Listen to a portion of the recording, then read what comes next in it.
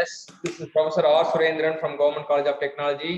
I am having my technical champion Mohan Ram along with me. So he is going to present a topic boundary layer theory.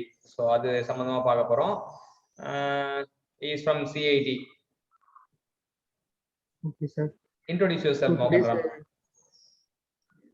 So I'm Mohan Ram. I completed BE Mechanical from Coimbatore Institute of Technology.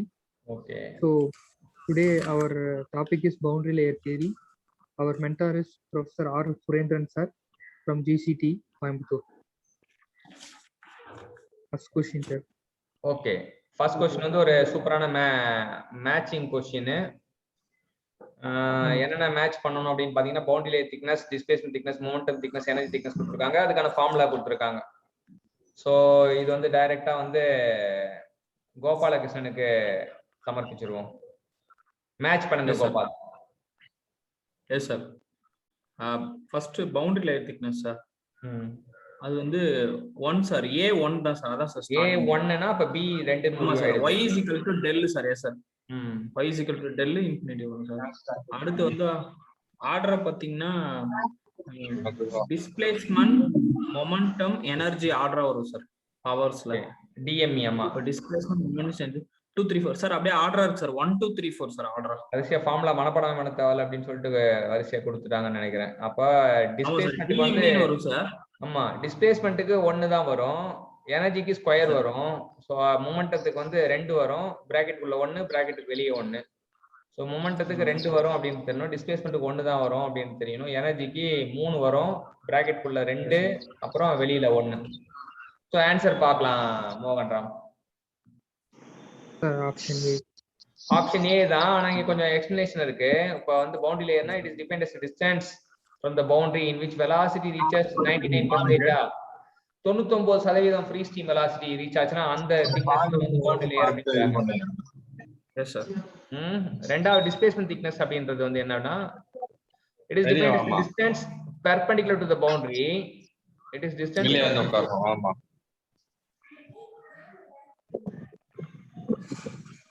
It is a distance perpendicular to the boundary by which the boundary will have to be displaced outward.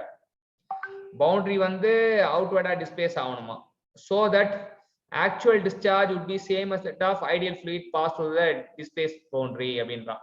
So இதுல என்ன புரிதல் ஏற்பட்டுச்சு Mohanram? Sir அதான் sir formula wise ஈஸியா சொல்லிடுவோம், ஆனா அந்த புரிதல் என்ன சார்? பர்பெண்டிகுலர் டிஸ்டன்ஸ் சொல்றாங்க சார். ஒரு எந்த அளவுக்கு டிஸ்பிளேஸ் ஆயிருக்கும் பர்பெண்டிகுலர் டிஸ்டன்ஸ் மெஷர் பண்ற அளவுக்கு, அதுக்கு வந்து டிஸ்பிளேஸ்மென்ட் எந்த அளவுக்கு ஆயிருக்கும் அப்படிங்கறத மெஷர் பண்ணுவோம். சோ வந்து பவுண்டரி லேயர் திக்னஸ் வந்து கொஞ்சம் தூரம் மேல போகணும், அந்த தூரம் எவ்வளவு அப்படின்றது தான் இது பண்ணாங்க. இப்ப ஆக்சுவல் டிஸ்சார்ஜ் இல்லாம தியரிட்டிக்கல் டிஸ்சார்ஜ் ஒரு ideal fluid, so the actual discharge will be same as that of ideal fluid. So அந்த தியரிட்டிக்கல் ஐடியல் ஃப்ளூயிட் போகும்போது ரியல் ஃப்ளூயிட் பதிலா ஐடியல் ஃப்ளூயிட் போனா அது எவ்வளவு தூரத்துக்கு அது உயரத்துக்கு போகும் அப்படின்ற தூரம் தான் வந்து பவுண்டரி லேயர்ல இருந்து எவ்வளவு தூரத்துக்கு போகும் அப்படின்றது தான் டிஸ்பிளேஸ்மென்ட் திக்னஸ். மொமெண்டம் திக்னஸ்னா அதுவும் டிஸ்டன்ஸ் மெஷர் பண்ற ஆக்சுவல் பவுண்டரி தான், ஆனா மொமெண்டம் ஃப்ளக்ஸ் எவ்வளவு டெபிசிட் ஆகுது, that the momentum flux through the distance equal to the deficit of the momentum flux due to the boundary layer. Boundary layer form ஆகுறதுனால நமக்கு என்ன நடக்கும்னா டெபிசிட் இன் மொமெண்டம் நடக்கும், deficit in energy நடக்கும். So அந்த deficit in மொமெண்டத்துக்கு வந்து ஈக்குவலா இருக்கிறது தான் வந்து அந்த டிஸ்டன்ஸ் எவ்வளவு தூரம் நகர்த்தினா, அந்த பவுண்டரி லேயரை எவ்வளவு தூரம் நகர்த்தினா டெபிசிட் இன் மொமெண்டத்துக்கு ஒரு காம்பன்சேட் பண்ணும் அப்படின்றது மொமெண்டம் திக்னஸ். அதே போல டெபிசிட் இன் எனர்ஜி வந்து அந்த காம்பன்சேஷன் ரிடக்ஷன் இன் கைனடிக் எனர்ஜிக்கு வந்து கைனமேட்டிக் எனர்ஜின்னு தப்பா கொடுத்துறாங்க, கைனடிக் எனர்ஜி. சோ அதுக்காக ஃபார்ம் ஆகிறது தான் வந்து energy thickness. So formula wise வந்து ஈஸியா வச்சுக்கலாம். டெல்டானா ஒருத்தன் தான் வருவான், மொமெண்டம்னா 2 பேர் வருவான், எனர்ஜினா 3 பேர் வருவான். பவுண்டரி லேயர் முற்றிலும் மாறுபட்டவன்னு தெரிஞ்சுக்கலாம். நெக்ஸ்ட் क्वेश्चन பார்க்கலாம். Okay sir. DME னு ஷார்ட் கட்டா வச்சுக்கலாம் சார். ஆமா, அது DME தான் வரும் sir. In which of the following cases separation of boundary layer must occur?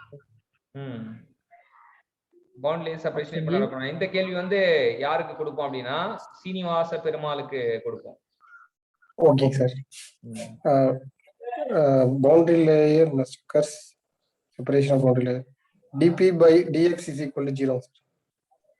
equal to 0 ஆமா சார். ஓகே சரி, ஆன்சர் பாத்துருவோம். சி சொல்றாங்க சாரி சார் இல்ல பாசிட்டிவ் பிரஷர் கிரேடியன்ட் அப்படின்னு சொல்றாங்க. சினா கிரேட்டர் தென் ஜீரோனா பாசிட்டிவ். சரியா? பவுண்டரி லேயர் செப்பரேஷன் எப்ப நடக்கும்னா பாசிட்டிவ் பிரஷர் கிரேடியன்ட்ல நடக்கும். அது பாசிட்டிவ் பிரஷர் கிரேடியன்ட்க்கு இன்னொரு பேர் என்னன்னா அட்வர்ஸ் பிரஷர் கிரேடியன்ட் சொல்லுவாங்க. சரியா? Positive pressure gradient is also called as adverse pressure gradient சொல்லுவாங்க. அது மட்டும் இல்லாம unfavorable pressure gradient சொல்லுவாங்க. சரியா? சோ unfavorable pressure gradient அப்படி சொல்லுவாங்க. சோ அதுதான் வந்து நமக்கு தேவையான விஷயம். அதுதான் வந்து நமக்கு முற்றிலும் தேவையான விஷயம் அப்படின்னு தெரிஞ்சுக்கலாம். So positive pressure gradient, unfavorable pressure gradient, adverse pressure gradient அப்படின்றது தெரியும். சரியா? சோ அதுதான் வந்து நீங்க 3 பேரும் ஒரே இதுதான் குறிக்குது. அதுதான். அதுக்கு ஆப்போசிட்டா உள்ளது வந்து அட்டாச்டு ஃப்ளோ. இது டிட்டாச்டு ஃப்ளோ. அட்டாச்டு ஃப்ளோ வந்து negative pressure gradient, favourable pressure gradient. Yeah, negative pressure gradient, favorable pressure gradient. Okay, next question.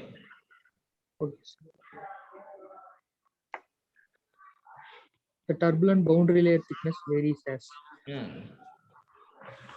x power 4/5 x power 1/5 x power 1/2 x power 1/7. Arvind Kumar.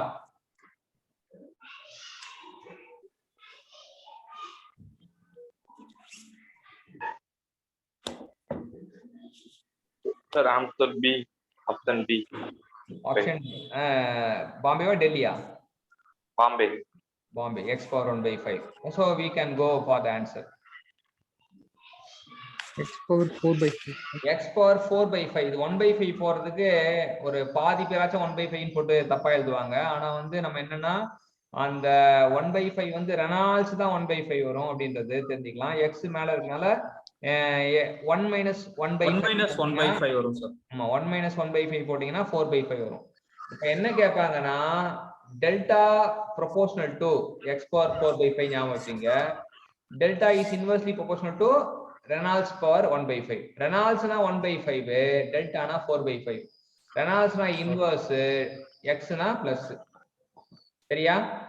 So delta proportional to re power minus 1/5 note பண்ணனும். delta proportional to x power 4/5 ஞாபகம் வச்சுக்கணும். இதே வந்து laminar இதுவா இருந்தா நம்ம delta proportional to x power half, delta proportional to re power minus half. So லேமினாருக்கு தனியா எழுதி வச்சீங்க, டர்புலன்ட்க்கு தனியா எழுதி வச்சீங்க. Next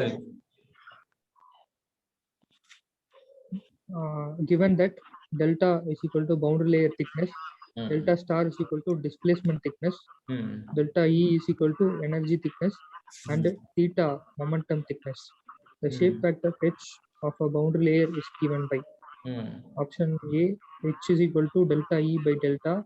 Option B, h is equal to delta star by theta. Option C, h is equal to delta by theta. H is equal to option D, h is equal to delta by delta star.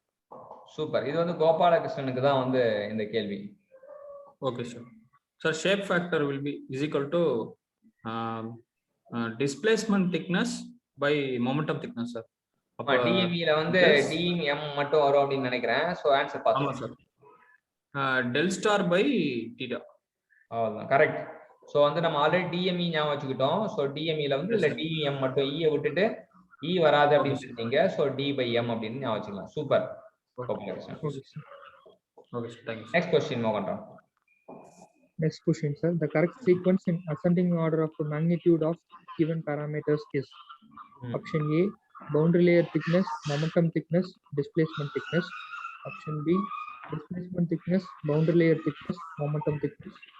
Option C, momentum thickness, displacement thickness, boundary layer thickness. Option D, momentum thickness, boundary layer thickness, displacement thickness. இந்த கேள்வி யாருக்கு அப்படின்னா சீனிவாச பெருமாளுக்கு தான். பெருமாளுக்கு சமர்ப்பணம். Okay sir. Okay sir. Sir option C, momentum thickness, displacement thickness, boundary layer thickness. Answer பார்த்தலாம் champion. Okay correct. So வந்து கரெக்ட்டா சொல்லிருக்காரு. அது மொமெண்டம் தான் சின்னவன், பவுண்டரி லேயர் பெரியவன், டிஸ்பிளேஸ்மென்ட் நடுவுல வருவான். Yes sir. இதுல எனர்ஜி எங்க வரும் சீனிவாச பெருமாள்?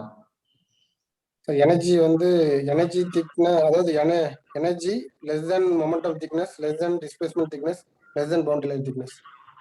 கடைசியா வருவானா? இல்லைங்க சார், ஃபர்ஸ்ட் வந்துருவோம். பவுண்டரி லேயர் திக்னஸ் தான் அண்ணன். ஆமா சார், அதான் சார், என்ன boundary layer thickness greater than displacement thickness, greater than momentum thickness, greater than energy. ஓ, எனர்ஜி தான் இங்க ஃபர்ஸ்ட்ல வரான். ஆமா சார். Okay, next. அது சைன் தான். Next question, sir. According to Clausius law, the local skin friction coefficient in the boundary layer over a flat plate is given by option A 0.332 divided by root of Reynolds number, option B 0.664 divided by root of Reynolds number, option C 0.647 divided by root of Reynolds number, option D 1.328 divided by root of Reynolds number. Okay, Arvind Kumar. Blasius law, local skin friction coefficient.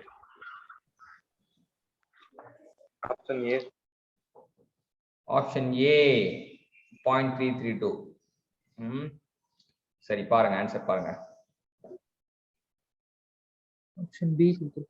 Option B தான் right answer. ஏன் அப்படின்னா வந்து இப்ப மேல போங்க. Skin friction coefficient வந்து இரண்டு வகைப்படும். கொஸ்டின் காட்டுங்க. ஸ்கின் ஃபிரிக்ஷன் கோஎஃபிஷியன்ட் இரண்டு வகைப்படும். ஒன்னு லோக்கல் ஸ்கின் ஃபிரிக்ஷன் கோஎஃபிஷியன்ட், இன்னொரு ஆவரேஜ் ஸ்கின் ஃபிரிக்ஷன் கோஎஃபிஷியன்ட். ரெண்டு பேர்ல யார் பெரியவன்ற பஞ்சாயத்தை நம்ம முடிவு பண்ணோம். ஸோ பெரியவன் வந்து ஆவரேஜ் தான் பெரியவன். ஸோ ஆவரேஜ் வந்து 1.328 வருவான். அதுல பாதி தான் லோக்கல் வருவான். So 0.664 is the right answer. 0.664 by root of Reynolds number வந்து ரைட் ஆன்சர். அதான் பிளேசியஸ் லா. பிளேசியஸ் லா படி லோக்கல் ஸ்கின் ஃபிரிக்ஷன் கோஎஃபிஷியன்ட் இந்த பவுண்டரி லேயர் ஒரு ஃபிளாட் பிளேட் வந்து 6, 6, 4. ஸோ பிளேசியஸ் என்ன பண்ணான்னா லோக்கல் மேட்ச்ல என்ன பண்ணான்னா 6, 6, 4 அடிச்சாரு அப்படின்னு ஆச்சுணும். சார் இது சார் டவுட் சார், லேமினார் ஃப்ளோக்கு மட்டும் தான் பிளேசியஸ் லா வரும் சார்? இல்ல அது என்னன்னா ஃபார்ம்ல வேற வேற இது வரும். டர்புலன்ட்க்கு வந்து கொஞ்சம் காம்ப்ளெக்ஸா வரும். அது பிளேசியஸ் தான் கண்டுபிடிச்சாரா இல்ல யார் கண்டுபிடிச்சாரு தெரியாது. டர்புலன்ட்க்கு ஈக்குவேஷன் கொஞ்சம் காம்ப்ளெக்ஸா இருக்கும். ஸோ இது பிளேசியஸ் லான்றது வந்து என்னென்ன டிஃபைன் பண்ணிருப்பாங்கன்னா அந்த இன் டர்ம்ஸ் ஆஃப் 5/x அப்படின்னு ஒரு ஃபார்முலா வரும். அது இல்லாம இப்ப லோக்கல் ஸ்கின் ஃபிரிக்ஷன் கோஎஃபிஷியன்ட் ஒரு ஃபார்முலா வரும். அப்புறம் average skin friction coefficient formula வரும். இப்ப லோக்கல் ஸ்கின் ஃபிரிக்ஷன் கோஎஃபிஷியன்ட்க்கு option B, average skin friction coefficient option D. அது இல்லாம இன்னொரு 5/x equal delta by root Reynolds நம்பர்னு ஒரு ஃபார்முலா வரும். ஸோ அது பார்த்துக்கலாம் செக் பண்ணிக்கலாம் வரும்போது. Okay. The laminar boundary layer thickness del at any point x or flow over a flat plate is given by del by x is equal to. இது வந்து கோபாலகிருஷ்ணனுக்கு sir இது del by x னா 5 by root of Reynolds number sir. ஆமா, root of re power re suffix x அப்படின்னு வரும்னு நினைக்கிறேன். Answer பாத்துங்க. Yes sir. Option D. Yes, option D is the right answer. Delta by x equal to 5 by root of. இது laminar boundary லேயருக்கு தான் இந்த மாதிரி இது கொடுத்திருக்காங்க. ஆமா சார், இது லேமினார். சரியா? Next. Yes sir. The next question, for linear distribution of velocity in the boundary layer on a flat plate, what is the ratio of displacement thickness to boundary layer thickness? இது வந்து linear டிஸ்ட்ரிபியூஷன்னா வந்து y times தான் இதுவா இருக்கும். So வந்து நம்ம அந்த formula வச்சு போடும்போது ரெண்டு டிஸ்பிளேஸ்மென்ட் திக்னஸ்க்கும் பவுண்டரி லேயர் திக்னஸ்க்கும் என்ன ரேஷியோ கேக்குறாங்க? d by டெல்டாவா? டெல்டா ஸ்டார் பை டெல்டா எவ்வளோன்னு கேக்குறாங்க. லீனியர் டிஸ்ட்ரிபியூஷனா இருக்கணும் முக்கியமா. Small u by capital U equal to y by delta அப்படின்ற மாதிரி வரும். ஸோ அது லீனியர் டிஸ்ட்ரிபியூஷன் தெரிஞ்சுக்கலாம். y by டெல்டான்றனால இதோட இது Srinivasa Perumal.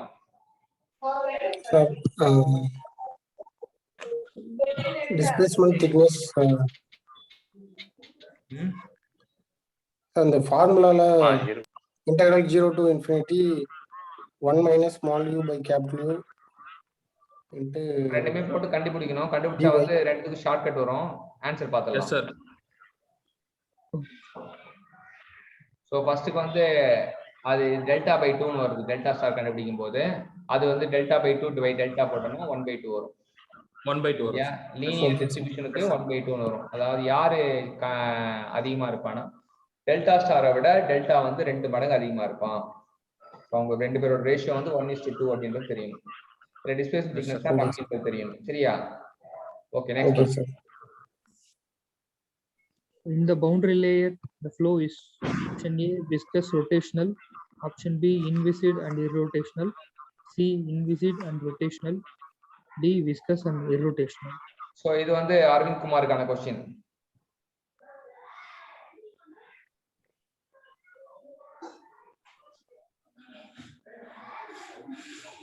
Option A, viscous and rotational. Viscous and rotational. Okay. Answer பார்த்தலாம். Yes, it is exactly correct. So viscous and rotational தான் boundary layer flow.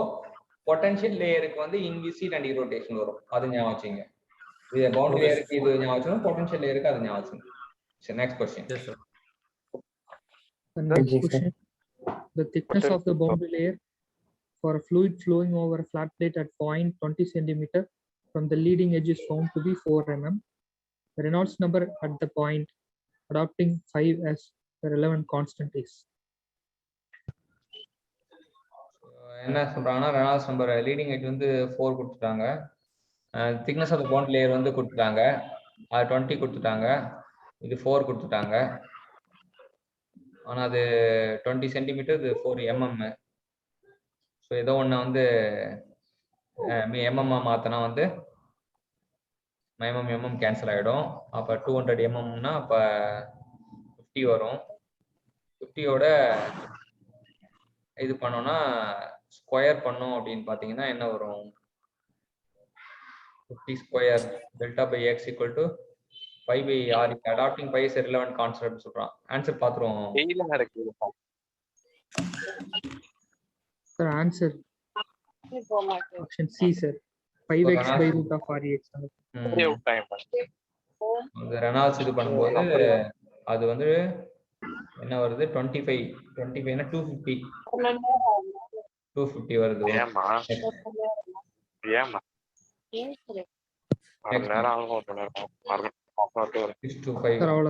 அவ்வளவுதான்.